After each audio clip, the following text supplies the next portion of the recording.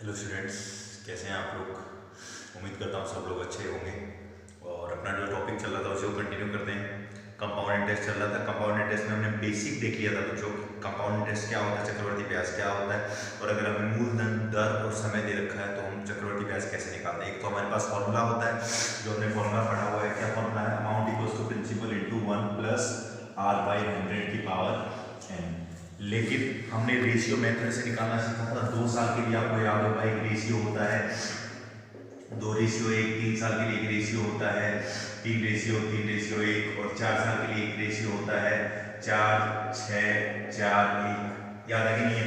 और मैंने बोला था इसी तरीके से आगे भी इसको निकाल सकते हैं। रेशियो मेथड से हमने यूज किया था, वही मेथड हम लोग यूज करने वाले हैं। रेशियो मेथड से ही हम लोग काम करेंगे आज भी। अब देखो, अभी तक जो क्वेश्चन था, चाहे वो 2 साल का हो, 3 साल का हो, 4 साल का हो, कितने भी साल का हो, आप इजीली इस तरीके से करके रखा तो हम निकाल सकते हैं। अब इस बार पहले आपको प्रिंसिपल देता था, टाइम, रेट और कंपाउंड इंटरेस्ट पूछता था। इस बार आपको प्रिंसिपल पूछ रहा है और कंपाउंड इंटरेस्ट दे रखा है। तो अब ध्यान दीजिएगा आप लोग, देखिए बहुत ही प्यारी चीज है, समझिए। 12.5%, कितना परसेंट है? 12.5%। अब 12.5% सब जानते हैं। अगर इसको फ्रैक्शन में लिखे तो कितना होता है? 1/8 होता है। 1/8 होता है कि नहीं होता? सबको पता है 12.5% कितना होता है? 1/8। परसेंटेज टॉपिक हम पढ़ चुके हैं, फ्रैक्शन और परसेंटेज का रिलेशन। तो 1/8 होता है। तो 1/8 होता है ना। तो अब समझो, अगर यहाँ पर 8 है ना, तो प्रिंसिपल इस नंबर, ये कितने साल का है? 2 साल का है। कितने साल का है? 2 साल का। तो इसका स्क्वायर मान, किसका स्क्वायर मान लो? इस 8 का स्क्वायर मान। क्यों मान लो वो भी मैं बताऊंगा क्यों। क्यों कैलकुलेशन आसान हो जाएगी। प्रिंसिपल मान लो, कुछ भी मान सकते हैं हम लोग, फॉर्मूला भी यूज कर सकते हैं, लेकिन हम लोग कुछ नहीं यूज करेंगे। जो हमने पहले सीखा वही मेथड यूज करेंगे। मैंने क्या बोला कि 12.5% होता है 1/8। तो नीचे जो नंबर लिखा, नीचे जो नंबर लिखा है 2 साल है तो उसका स्क्वायर, 3 साल है तो उसका क्यूब। इस तरीके से हम करेंगे। तो 8 तो 8 का स्क्वायर कितना हो जाएगा? 64 मान लिया प्रिंसिपल, 64 हो गया। और अगर 64 हो गया तो 2 साल के लिए वैसे भी सीधा पता है 2:1 होता है। 2:1 होता है। और नहीं तो एक बार निकाल के दिखा देता हूँ। पहले मूलधन का 1/8 होगा, 64 का 12.5% मतलब 1/8 मतलब 8। तो यहाँ पे 8 लिखा और 8 लिखा। याद है ना ये बात आप लोगों को, है ना? पहले साल का ये, दूसरी साल का। फिर 8 का भी 1/8, 8 का भी 1/8 कितना? 1। इस 8 का और कितनी बार? एक बार। हाँ यार, याद है, अच्छे से याद है क्योंकि पिछले टॉपिक में हमने किया था। तो ब्याज कितना बना? 8 और 8 16 रे 17 रुपए ब्याज बना। कितने रुपए ब्याज बना? 17 रुपए ब्याज बना। ये सुनो, ये चीज हम पहले कर चुके हैं। मैंने बोला मूलधन में इस बार पूछा है तो मूलधन कैसा मान लो। क्या मैंने ट्रिक बताया कि 12.5% है तो 12.5% है तो 12.5% होता है 1/8। तो 8 रुपए पर 1 रुपए ब्याज। ये बात तो समझ में आ रही है। लेकिन मैंने बोला मूलधन मानना है तो जो नीचे नंबर लिखा हुआ है उसका 2 साल है तो उसका वर्ग ले लो, 3 साल है तो उसका घर ले लो। तो हमने 8 का स्क्वायर ले लिया, कितना हो गया? 64। और 64 का 1/8 होता है 8। तो 8 और 8 और 8 का 1/8 कितना? 1। तो कुल मिला के आगे निकल के मूलधन चक्रवर्ती ब्याज 17 रुपए आ गया। और वैसे चक्रवर्ती ब्याज ने कितना रखा है? 8.5। तो 17 बराबर 8.5। समझना, हमारे हिसाब से चक्रवर्ती ब्याज 17 बन रहा है और क्वेश्चन के अकॉर्डिंग 8.5 बन रहा है। तो हमारे हिसाब से एक बनेगा तो क्वेश्चन के अकॉर्डिंग कितना बनेगा? 8.5/17। तो 17 मतलब 1 बराबर 0.5। हाँ या ना? और 1 बराबर 0.5 हो गया। तो मूलधन कितना माना हुआ आपने? 64 माना हुआ। तो मूलधन 64 माना हुआ तो 64 गुना 0.5 पॉइंट आ जाएगा नीचे, इसका 2 बार कटेगा। आंसर कितना आ गया आपका? 32 रुपए आ गया। कितने रुपए आ गया? 32 रुपए आपका मूलधन निकल करके आ गया। हाँ या ना? बहुत इजीली काम हो जाएगा। मैंने क्या बोला? मैंने बोला बस इस बार क्या कर दिया, अंतर क्या? इस बार प्रिंसिपल पूछ लिया और कंपाउंड इंटरेस्ट दे दिया। तो रेट ऑफ इंटरेस्ट था 12.5%। 12.5% होता है 1/8 और 1/8 होता है तो 8 है, नीचे 8 लिखा हुआ है। 2 साल है तो 8 का स्क्वायर, 3 साल है तो 8 का क्यूब। जो नीचे वाला नंबर लिखा है उसका स्क्वायर या क्यूब उसके अकॉर्डिंग ले लेंगे। तो 2 साल था तो इसलिए 8 का स्क्वायर 64। और 64 का अब 1/8 कितना? 8 के। तो 8 और 8 लिख लिया। 8 का 1/8 कितना? 1। और अब हम ये रेशियो भी यूज कर सकते थे, 2:1। इसमें भी कैसे होता है? वही बात है, 8 को 2 बार लिखेंगे तो 8 दूनी 16 प्लस 1 एक बार, तो टोटल कितने रुपए बनेगा? 17 रुपए। ये डायरेक्टली भी हम लोग यूज कर सकते थे। कैसे? 64 का 1/8 8 तो 8। और अब इसीलिए देखो, अब 64 क्यों लिए? ताकि ये नंबर आसानी से कट गया। 64 का 1/8 8 हो गया, 8 का 1/8 1 आ गया। नंबर आसानी से कट गया, इसीलिए उसका क्या माना? स्क्वायर मान लिया। हाँ या ना? तो 17 रुपए हो गया। तो 17 बराबर 8.5 तो 1 बराबर 0.5 और 64 गुणा 0.5 कितने रुपए आ गया? 32 रुपए आ गया। क्लियर हुआ कि नहीं हुआ? तो अब आपको चक्रवर्ती ब्याज दे रखा है और मूलधन पूछा तो आप आसानी से निकाल सकते हैं, नहीं निकाल सकते? बिल्कुल निकाल सकते हैं। आइए नेक्स्ट क्वेश्चन पे चलते हैं बच्चों। अब देखिए बच्चों, एक क्वेश्चन और है तो हम धीरे धीरे सारी चीजें घुमाने लगेंगे। पहले प्रिंसिपल दे रखा था, बाकी इंटरेस्ट पूछ रहा था या अमाउंट पूछ रहा था। फिर आपने देखा प्रिंसिपल पूछ रहा है, कमोडिटीज दे दिया, इस बार अमाउंट दे दिया, तो कोई फर्क नहीं पड़ेगा, एकदम पहले जैसा ही सवाल है। क्या करना है, 16 से 2/3% है तो इसको लिख लो 1/6। ये तो भली बात ही जानते हैं सब लोग कैसे होता है 1/6, सब लोग जानते हैं, ठीक है 1/6।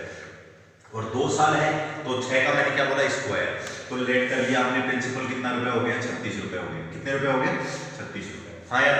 और 2 साल का सब जानते हैं, वैसे तो रेशियो 2:1 होता है और निकालना चाहिए तो निकाल सकते हैं 36 का 1/6, कितना 6 आया, और 6 कितनी बार 2 बार लिखा जाएगा, ये सुन, ये पहली साल और दूसरी साल, और अब इस ये तो मूलधन पे ब्याज और ब्याज पे ब्याज, तो 6 का भी 1/6 ये पढ़ चुके हैं हम लोग पहले 1, और इस 6 का कितनी बार 1 बार, तो 1 बार लिखा जाएगा, हाँ है ना, ये बढ़ चुके हैं तो पहले एक काम कर चुके हैं, तो 6 और 6 12 और 1 13 रुपए, ये आपका क्या बना ब्याज बना, ये क्या बना आपका ब्याज बना, हाँ या ना।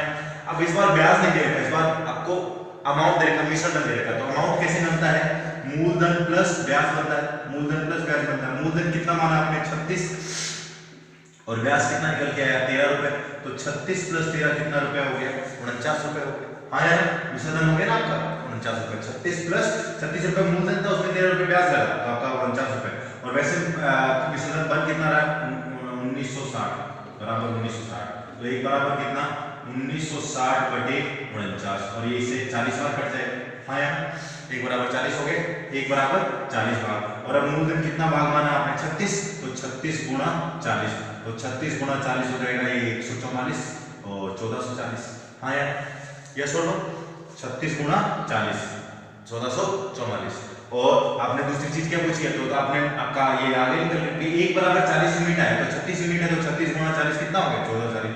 ऐसे ही आपका चक्रवर्ती ब्याज 13, तो 13 × 40, 13 × 52, तो 520 रुपए, ये आपको क्या निकल के आ गया चक्रवर्ती ब्याज निकल के आ गया। तो अब देखो धीरे धीरे सारी चीजों को घुमाते जाएंगे और वही हमारा रेशियो वेक्टर से आंसर आता जाएगा। मैंने क्या बोला, आपको मूलधन पूछा है, दर दे रखी है, समय दे रखा है, चक्रवर्ती ब्याज पूछा है, और आपसे आपको मिश्रधन दे रखा है, तो हमने क्या किया वही काम किया, 16 से 2/3 था तो उसको 1/6 लिख लिया, नीचे जो नंबर लिखा हुआ है उसका स्क्वायर मान लिया, तो 6 का स्क्वायर 36 हो गया, और अब 36 माना तो 36 का 1/6 6, तो 6 और 6, और फिर 6 का 1/6 कितना 1, और वो दोनों पद एक यूज कर सकते हैं, तो ब्याज कितना निकल गया 13 रुपए। अब मिश्रधन दे रखा, तो हमें मिश्रधन बनाना है, तो 36 रुपए हमने मूलधन माना था और ब्याज आया 13 रुपए, तो टोटल मिश्रधन कितना हो गया 49 रुपए अमाउंट हो गया, और वैसे अमाउंट कितना दे रखा है 1960 दे रखा है, तो 49 बराबर 1960, तो 1 बराबर कितना आया 40, और 1 भाग 40 के बराबर, तो 36 × 40 कितना हो जाएगा आपका 1440 रुपए, और ऐसे चक्रवर्ती ब्याज आपका निकल के आ गया, हाँ यार। आइए नेक्स्ट क्वेश्चन पे चलते हैं। अब आप देख रहे हैं बच्चों एक क्वेश्चन और है, इस बार और भी माहौल बना दिया इसने, बस माहौल ही बन रहा है और कुछ नहीं हो रहा। अमाउंट प्रिंसिपल पूछा है, रेट टाइम दे रखा है, और इस बार पूरा CI नहीं दिया, पूरा चक्रवर्ती ब्याज नहीं दिया, दूसरे साल का ब्याज दिया, दूसरे साल का। अब सोचो अगर फॉर्मूला होता तो सिर्फ फॉर्मूले से क्या इक्वेशन हल हो सकता है, नहीं हो सकता है, अपने वाले मेथड से हो सकता है। कैसे हो सकता है, वही बात 11 से 1/9 तो 1/9 हो गया, 1/9 होता है 11 से 1/9, और 2 साल का पीरियड है, तो नीचे जो नंबर लिखा है उसका स्क्वायर, तो मूलधन कितना मान लिया हमने 81 रुपए, मूलधन कितने रुपए मान लिया 81, 9 का स्क्वायर, ठीक है, क्योंकि 2 साल का स्क्वायर। अब 81 का 1/9 9 होता है, 81 का 1/9, तो 9 और 9, हाँ यार 2 साल के लिए ऐसे लिखते हैं। फिर 9 का भी 1/9, 9 का 1/9 1, तो इसका कितनी बार 1 बार। अब तक तो दिमाग में बैठ ही गया होगा वैसे भी, तो ये आपका ब्याज बन गया, ध्यान से सुनिए, समझ गए, आया नहीं है 9, ये 9, और फिर 9 का 1/9 कितना हो गया 1। अब ध्यान देने वाली बात ये है, अगर टोटल जोड़ेंगे तो 9 9 18 लेकिन 19 रुपए ब्याज बनता है, लेकिन आपको पूरा ब्याज चाहिए ही नहीं, आपको सिर्फ ब्याज कौन से साल का चाहिए है, दूसरी साल का चाहिए, और दूसरी साल का ब्याज कितने रुपए है 80 रुपए, कितने रुपए है 80 रुपए, तो 80 रुपए, तो आपके हिसाब से पहले साल का ब्याज कितना रुपए है 9, और दूसरे साल का ब्याज कितना रुपए 10 रुपए, इसीलिए खूबसूरत मेथड है, अलग अलग आप ब्याज इसका निकाल सकते हो। तो 10 रुपए बन रहा है और वैसे 80 बन रहा है, तो इसका मतलब 10 बराबर 80 हो गया, हाँ यार, तो 1 बराबर कितना हो गया 8 हो गया, दिख रहा है साफ साफ 1 बराबर 8 हो गया, और 1 भाग 8 के बराबर है, तो एक तो मूलधन पूछा है, मूलधन 81 × 8 है, 81 × 8, तो ये 8 और 64, तो कितने रुपए आ गए 648 रुपए, हाँ यार 648 रुपए हो गए, क्योंकि 648 81 × 8। और दूसरी चीज आपसे मिश्रधन अमाउंट पूछा है, अमाउंट क्या होता है मूलधन प्लस ब्याज, मूलधन प्लस ब्याज, मूलधन अमाउंट क्या होता है मूलधन प्लस ब्याज होता है। मूलधन कितना है आपका 81 रुपए, और ब्याज कितना रुपए है 19 रुपए, तो 81 + 19 कितने रुपए हो गए 100 रुपये। भाई 81 रुपये मूलधन था और ब्याज कितना बना, टोटल ब्याज तो ये होता है ना आपका ब्याज तो टोटल 2 साल का 19 रुपये, तो टोटल 100 रुपये हो गया आपका मिश्रण अमाउंट। और अमाउंट कितना गुना होगा, 8 गुना होगा वास्तविक अमाउंट, तो इसका मतलब अमाउंट कितने रुपए आ गया, 800 रुपये आ गया निकल के। हाँ यार दोनों चीज निकल गई।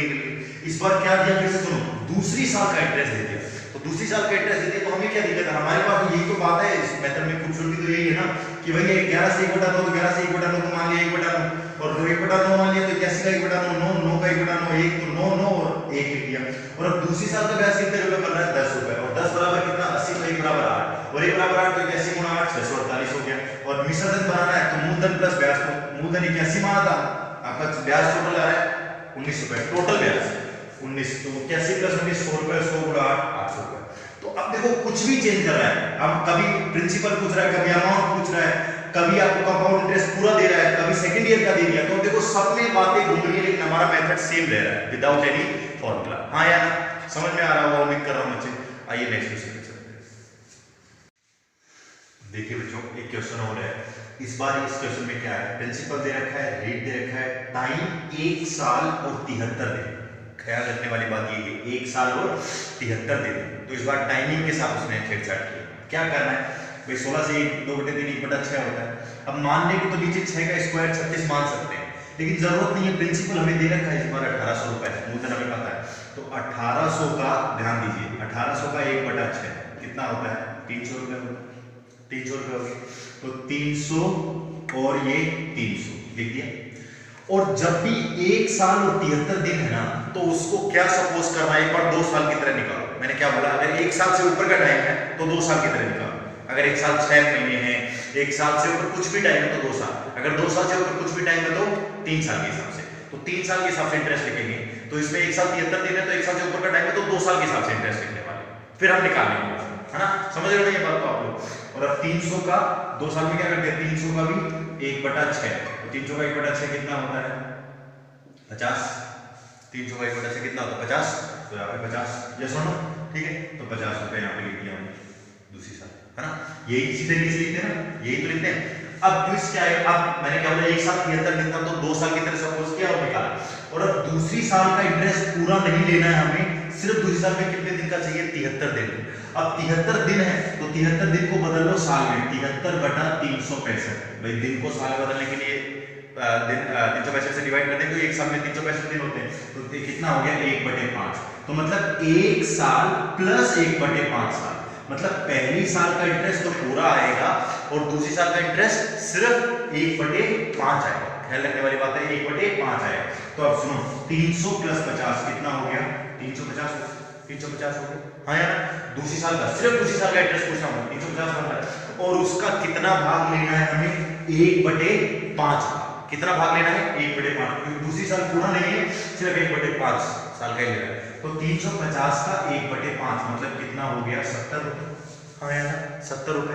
मैंने क्या बोला कि 1 साल 73 दिन, 73 दिन को बदला साल में तो 1/5 साल आ गया, तो मतलब पहली साल का वो पूरा इंटरेस्ट और दूसरी साल का 1/5, तो 300 का 1/5 कितना हो गया 70, तो पहली साल का 300 रुपए, दूसरी साल का 70 रुपए, तो टोटल कितने रुपए इंटरेस्ट निकल के आ गया 370 रुपए।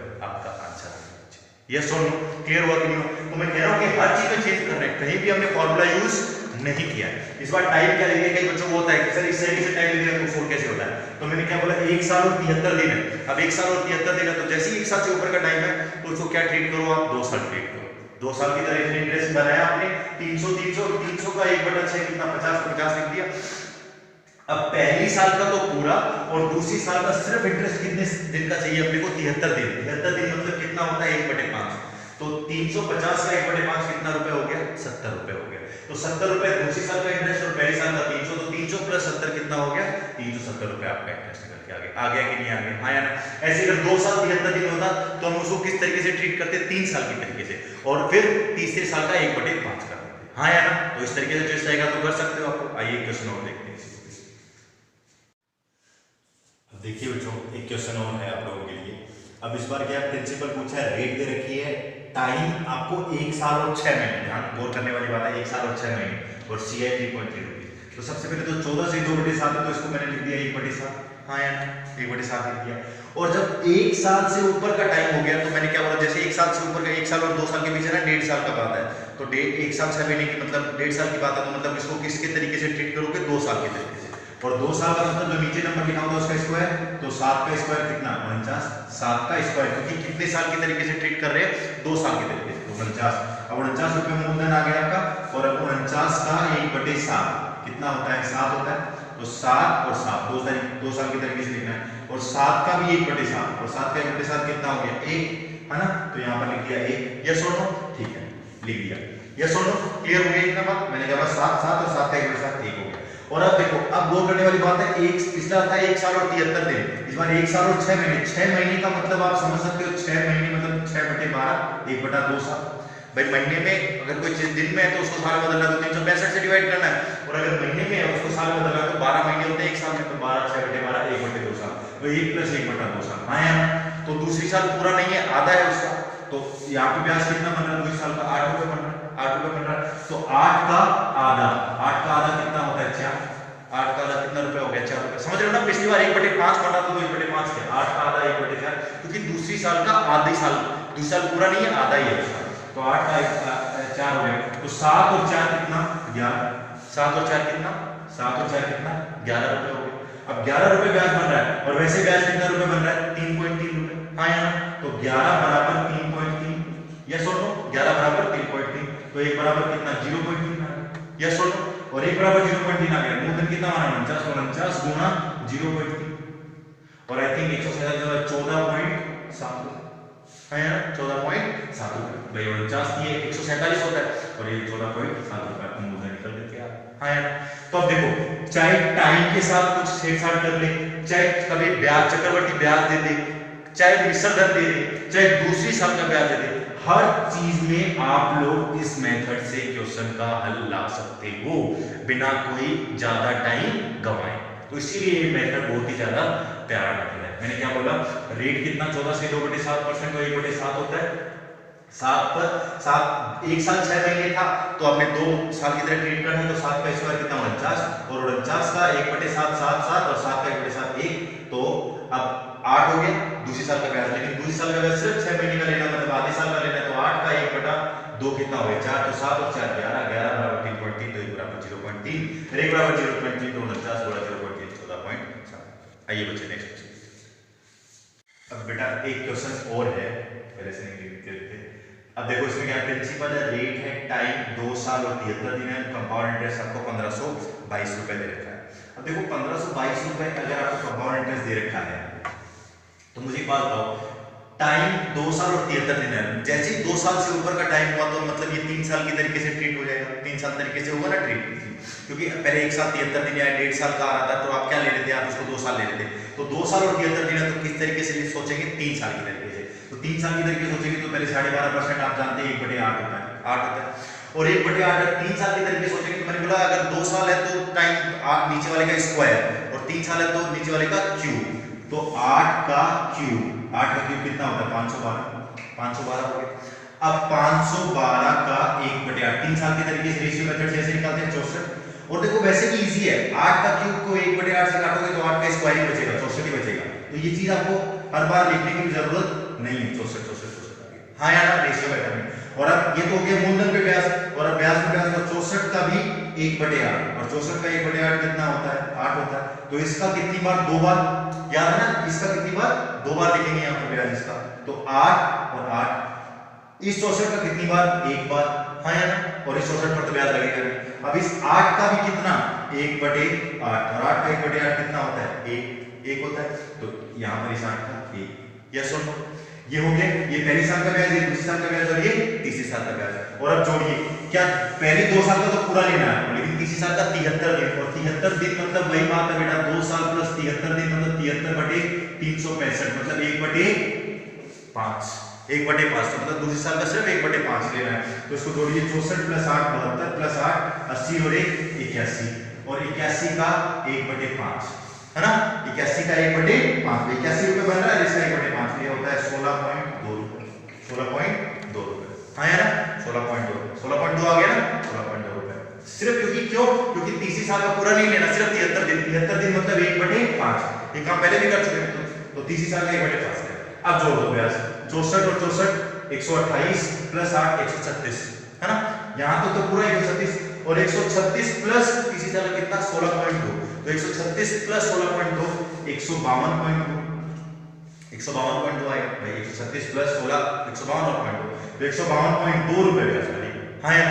और वैसे ब्याज कितना बना देखो देखो कैलकुलेशन भी इजी है आगे कुछ है नहीं इसमें तो 152.2 बराबर 1522 हाँ यार 1522 तो एक बराबर कितना 1522 बटा 152.2 तो पॉइंट ऊपर चला जाएगा तो एक बराबर कितना आया 10 एक बराबर कितना आ गया 10 आ गया ना 1 भाग 10 के बराबर है।